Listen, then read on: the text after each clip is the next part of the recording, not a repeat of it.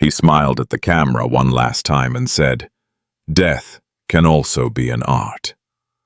Weeks later, the place he hinted at went silent. The live stream began without ceremony. No dramatic lighting, no music. Just a cold gray wall behind him, flat and lifeless, as if the room itself had already been drained of memory. Yu Menglong stood close to the camera, his face calm on the surface, yet unsettled in ways that were difficult to name. His eyes moved often, not nervously but cautiously, as though he was aware of something just outside the frame. "The signal," he said, "was bad today." To most viewers, it sounded like a technical inconvenience, a minor frustration in a world accustomed to interruptions. But there was something about the way he said it. Too deliberate. Too subtle. He smiled faintly, the kind of smile people use when they are trying not to alarm others, when they are choosing their words carefully. Then came the poetry. "The weather is not good today.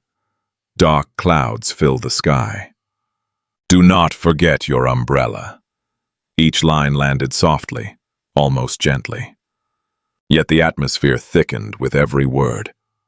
Yu spoke as if he was describing something ordinary while pointing towards something far more ominous. When he added, "I have learned a new magic trick," his smile tightened. A pause followed, just long enough to feel intentional. Death can also be an art. Within weeks, Yu Menglong was dead.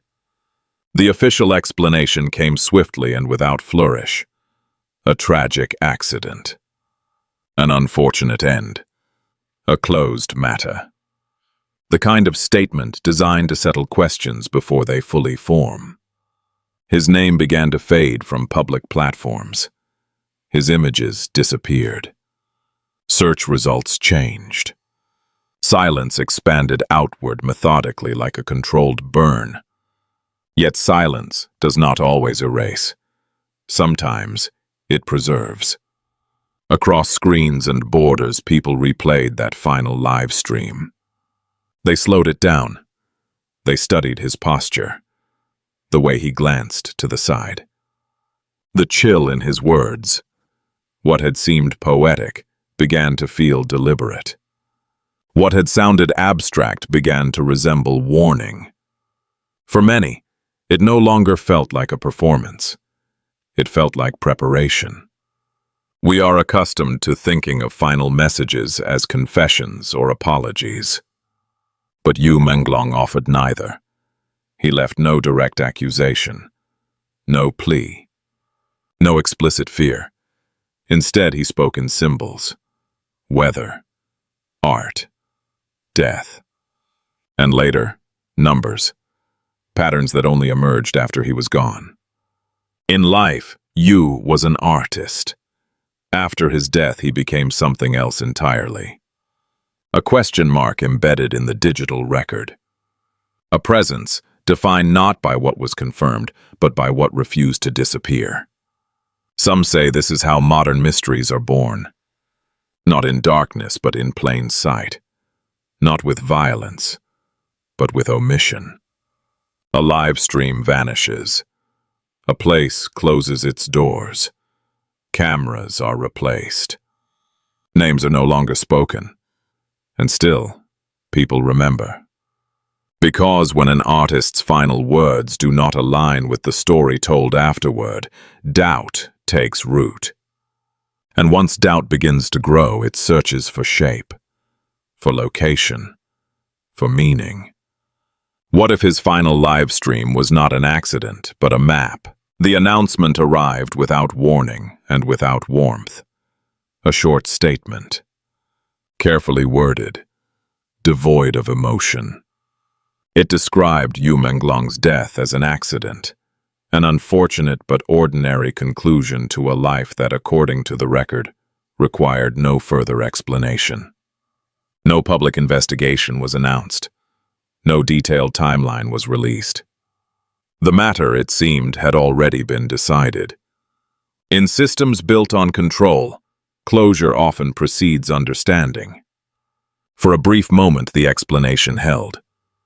Many accepted it not because it felt convincing, but because there appeared to be no alternative. Accidents happen. Lives end abruptly. The modern world moves quickly, and grief is often compressed into a headline before attention shifts elsewhere. But this time, something resisted that familiar pattern. The first fracture appeared in the language itself.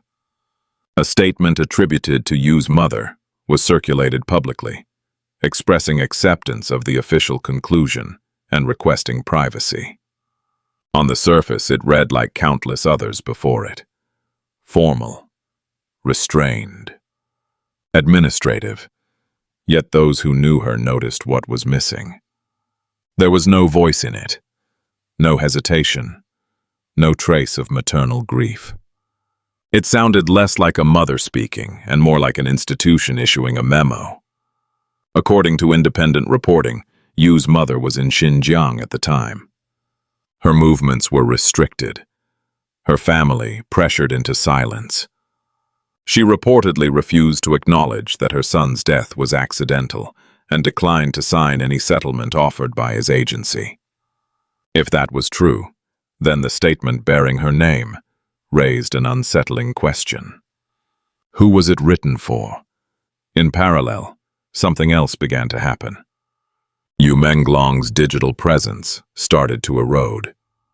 His name vanished from trending lists. His images became harder to find. Accounts that mentioned him were quietly removed or left untouched but buried beneath algorithmic noise. It was not an erasure all at once. It was gradual, surgical, as if someone understood that disappearance is more effective when it does not attract attention. We have seen this pattern before, not only in one country, but across systems that fear unresolved narratives. When a story refuses to end on command, it is not confronted. It is diluted. Yet dilution failed. Despite widespread deletions, discussions about Yu persisted in one unlikely place. Bilibili, a heavily monitored video platform, continued to host fragments of conversation. Searches returned thousands of results. Clips reappeared. Comments multiplied. It was as though the name itself had become resistant to deletion. Behind the scenes, the reason was less mysterious than it appeared. On October 3rd, a content reviewer from Bilibili resigned and spoke publicly. What they described was not a coordinated strategy, but chaos. Conflicting directives arrived daily. One order instructed staff to promote content aligned with the official narrative. The next demanded complete removal. Then, almost immediately, a reversal followed, redirecting searches to state-run media, while allowing engagement metrics to rise. Truth was not being managed. It was being tested. According to the whistleblower, two powerful entities were issuing contradictory commands. One sought silence. The other sought measurement. While the propaganda apparatus pushed for suppression, the Cyberspace Administration wanted to observe public reaction, to quantify sentiment, to understand how far the story had already spread. As a result, Yu Menglong's name remained visible not by accident, but by indecision. For those inside the system, it felt like a battlefield where no order was final. For those watching from the outside, it looked like a crack in the facade, a rare glimpse of a structure turning against itself. But politics alone does not explain why this case refused to fade. Something else had entered the narrative. Something older. Something human. On October 17th in Taiwan, Yu's mentor and father figure, Sun Dong, stood before an altar. He performed a traditional soul-calling ceremony, a ritual rooted not in spectacle, but in remembrance. There were no cameras seeking drama, no slogans, just incense, prayer, and the quiet conviction that the dead should not be abandoned to silence. He spoke to Yu's spirit directly. He asked for rest. He asked for peace. And then, he asked something more dangerous. He called on those with influence to speak. This was the moment when the case crossed an invisible line. It was no longer confined to statements and platforms. It entered the realm of memory, ritual, and unresolved grief. In cultures shaped by ancestral belief, ignoring the dead is not neutral. It is an invitation for unrest. Public memorials in mainland China were not permitted. No gatherings. No candles. No shared mourning. Yu's name was treated as if it carried contagion. And yet, the more it was restricted, the more it traveled. From Times Square to Taipei, from coded animations to whispered prayers, from screens to conscience. If the truth was settled, why did it need to disappear? At first glance, the response to Yu Menglong's death appeared fragmented. Scattered voices, isolated reactions. A series of coincidences amplified by online speculation. But as the days passed, a pattern began to surface. Not a coordinated rebellion, but something more unsettling. A system reacting to pressure it could no longer fully control. In modern information states, silence is rarely absolute. It is negotiated. While some agencies pushed relentlessly to erase Yu's presence, others hesitated. Not out of compassion, but calculation. Public sentiment, once stirred, becomes a metric, a variable to be measured. And Yu Menglong, whether intended or not, had become a test case. That tension manifested publicly in unexpected ways. On social platforms, discussions continued to appear, only to be removed hours later. Search results shifted daily. Keywords redirected users toward state-aligned narratives, then quietly reverted. To outside observers, it seemed chaotic. To those familiar with internal power structures, it suggested disagreement. Competing priorities. One authority demanded disappearance. Another demanded data. Truth, caught between them, was neither silenced nor clarified. It lingered. Then came the backlash. An actress, Tang Huan, rumored by online users to have indirect ties to the controversy, found herself at the center of a sudden and severe public response. Her new film collapsed almost immediately upon release. Pre-sales were disastrously low, 12,000 yuan nationwide, a number so small it carried symbolic weight. During the premiere, key cast members were absent. No explanations were offered. When Tang misspoke during a public appearance, referring to the film as the body, the reaction was swift. Comment sections ignited. Accusations followed. Insensitivity. Mockery. References to her past comments about organ transplants resurfaced. Whether connected or not, the audience interpreted everything through the lens of Yu Menglong's unresolved death. In systems where direct criticism is dangerous, symbolism becomes a weapon. Reports soon emerged suggesting that investors attempted to artificially inflate ticket sales by pressuring schools to purchase tickets in bulk. If true, the effort failed. Instead of salvaging reputation, it deepened suspicion.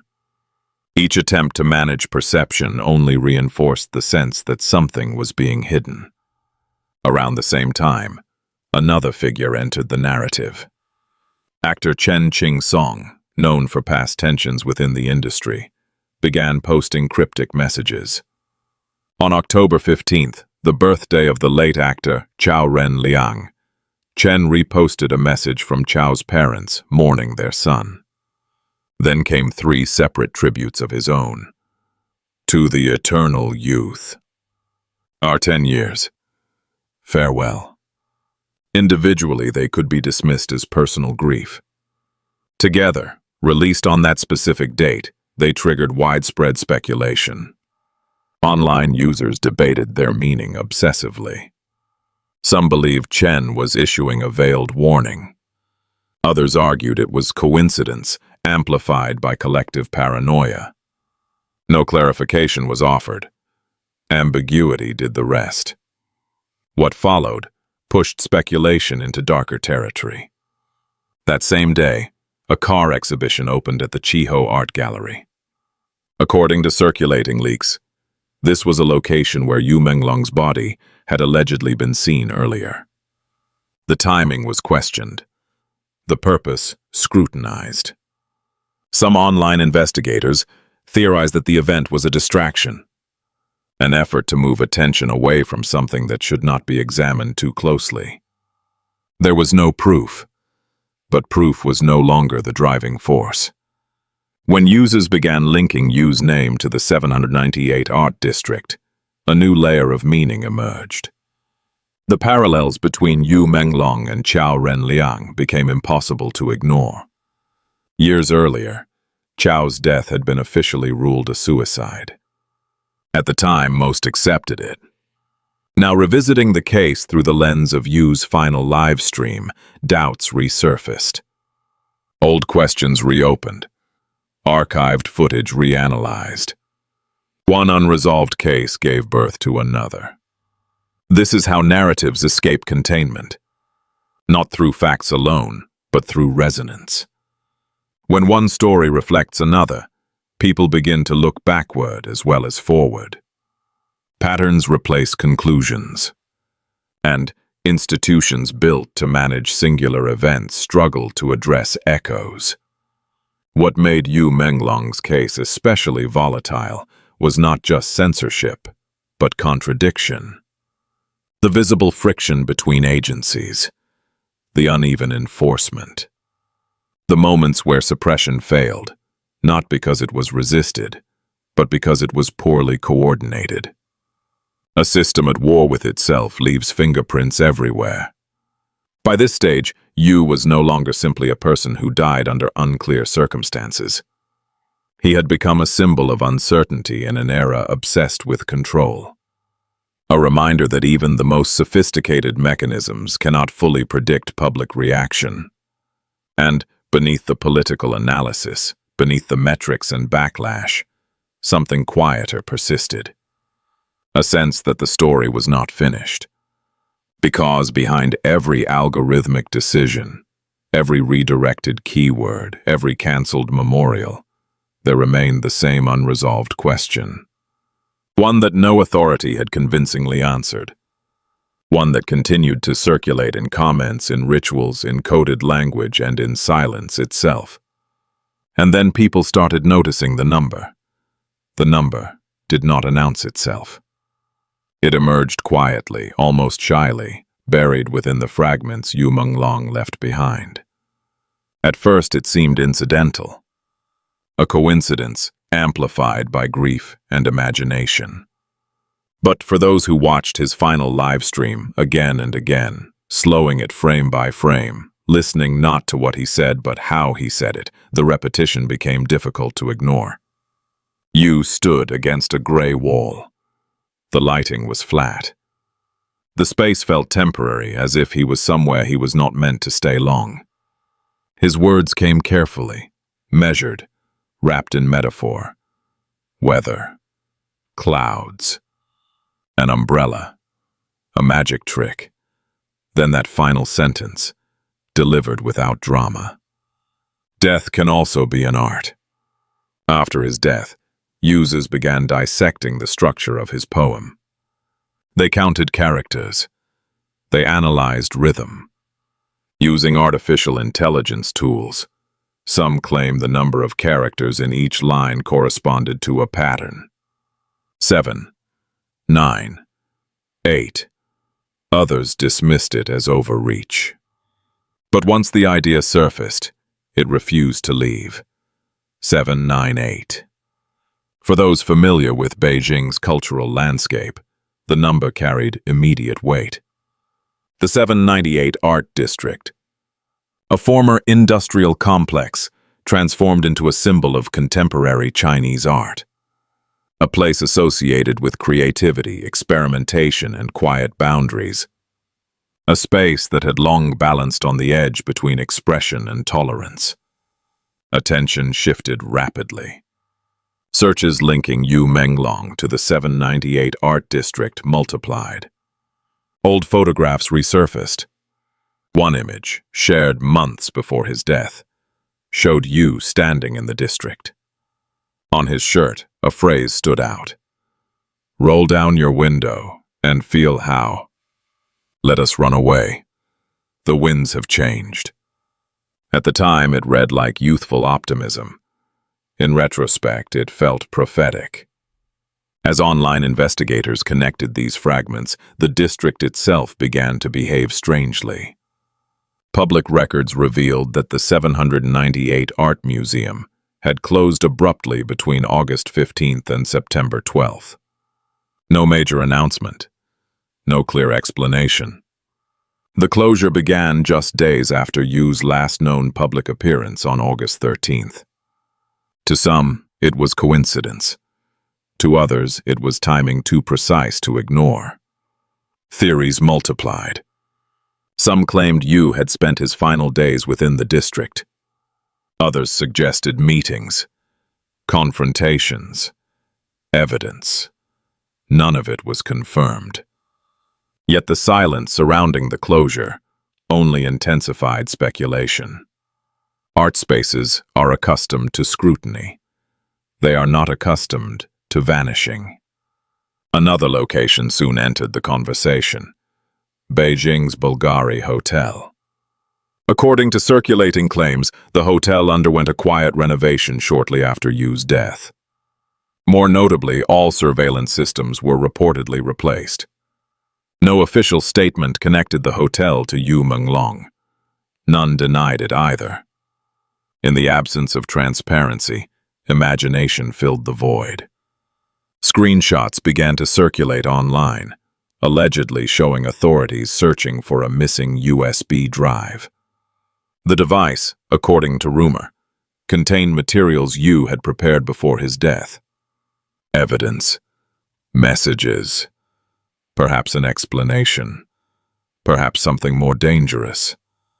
No physical proof of the USB was ever produced. But by then, proof had become secondary. What mattered was belief. In modern mysteries, belief functions as momentum. Once enough people believe a connection exists, the narrative acquires mass. It bends attention toward itself. It transforms locations into symbols and symbols into suspects. The 798 Art District was no longer just a place. It became an entity in the story, a silent witness, a structure that had absorbed something it could not display. Some recalled a promotional video once released by the district. Thunder, lightning, dark skies. Imagery eerily similar to the storm Yu described in his poem. Whether intentional or not, the parallel unsettled viewers. Art and fate appeared to mirror each other in uncomfortable ways. In life, Yu Menglong had worked within systems that tolerated ambiguity. After his death, ambiguity became his legacy. His final livestream vanished from the internet. Copies were removed. Accounts disappeared, but those who watched it remembered. Memory proved harder to erase than footage. Each retelling sharpened certain details. His uneasy smile, his sideways glances, the sense that he was measuring time. Some people discover artists through admiration, others through tragedy. Many admitted they had never followed Yu's work until after his death. They spoke of regret, of arriving too late, of feeling that they had missed something important while it was still alive. And, beneath the layers of speculation, something quieter persisted. A feeling that Yu had known what was coming, not in a supernatural sense, not as prophecy, but as awareness. As if he understood that certain spaces are not neutral, that certain institutions collect more than art, that once someone crosses an invisible boundary, words must be chosen carefully. The 798 Art District stands today as it always has, open, visited, photographed. To most, it remains a cultural landmark. But for those who followed Yu Menglong's final days, it carries a different weight. Some places do not just display art, they absorb what happens inside them. In the months following Yu Menglong's death, the world moved on as it always does. New controversies emerged. New names replaced old ones in headlines and search bars. Attention shifted as it was expected to. Yet beneath that surface movement, Yu's story did not disappear. It settled. Quietly, like sediment at the bottom of still water. There was no final revelation. No document leaked to confirm every suspicion. No single moment where the truth stood up and declared itself. What remained instead was something more enduring. A network of memory.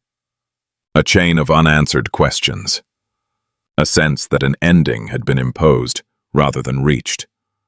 Yu Menglong is remembered differently, depending on who speaks his name. To some, he was an artist whose life ended too soon. To others, he became a symbol of how fragile truth can be when it collides with power. For many, he exists somewhere in between. Not a martyr. Not a mystery to be solved, but a reminder. A reminder that modern silence is rarely empty. It is curated, designed, maintained through systems that rely on compliance and fatigue. And yet, even the most carefully maintained silence has limits. People continue to discuss Yu's final live stream even though it no longer exists online. They reconstruct it from memory, from fragments, from repetition. His words, stripped of their original context, have taken on new meanings. Not because they were magical, but because they were unresolved. Some speak of karma. Others speak of justice. Still others frame the story as a cautionary tale about art and authority. Each interpretation reveals more about the listener than about Yu himself. That may be the most unsettling aspect of all. Because Yu Menglong never explained what he meant, he left no manifesto, no accusation, no final plea. He offered poetry instead. Symbols instead of statements, a smile instead of fear. And in doing so, he shifted the burden of interpretation onto everyone who came after. We are conditioned to believe that truth must be loud to survive, that it must announce itself, demand recognition, force change. But history suggests otherwise. Some truths persist precisely because they are quiet. Because they refuse to resolve, because they remain uncomfortable. The places associated with Yu still exist. The platforms still operate. The systems that governed the narrative remain intact. Yet something subtle has changed. Once people notice the cracks, they do not unsee them. Once a story resists closure, it alters how future stories are received. Yu Menglong's name may be censored. His image may be absent. His final live stream may be gone. But the questions he left behind continue to circulate, carried by those who refuse to forget. Not as protest, not as defiance, but as remembrance. Because no matter how deep the silence is, truth always finds a way to breathe.